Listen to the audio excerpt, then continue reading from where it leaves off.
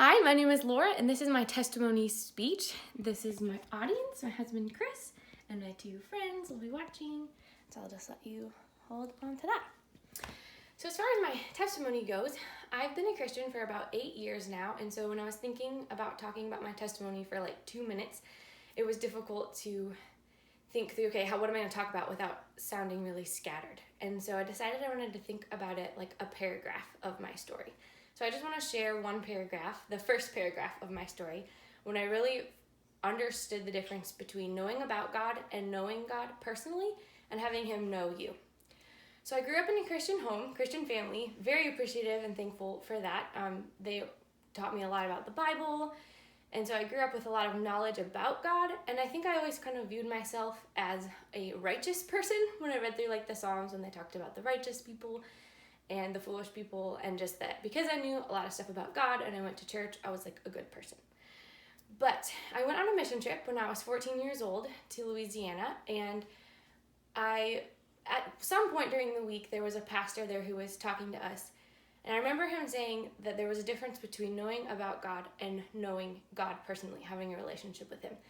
And for some reason that just stuck with me because I kind of knew that I didn't actually have a very close relationship with Him. Like I never talked to Him. Prayer and the Bible were like, I don't know, almost part of like a curriculum, part of school.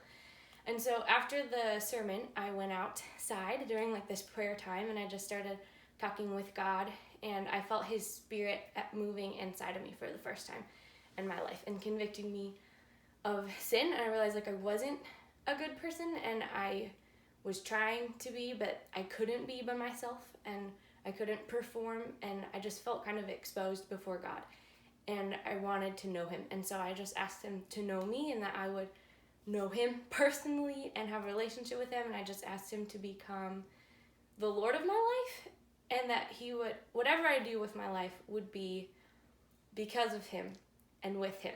And so it was just really interesting. From then on, my life was different. I went home and so that night, I just was very filled with the Holy Spirit. And actually, my friend Krista was there with me, and I was crying like a fountain was all over, and just for the first time really experienced the love of God personally, and had that relationship with Him. And so, yeah, that's just the first paragraph of my story. There's been a lot of moments and points where God has taken a hold of me and moved me in a new direction, and His Spirit has led me away from where I would have gone on my own strength.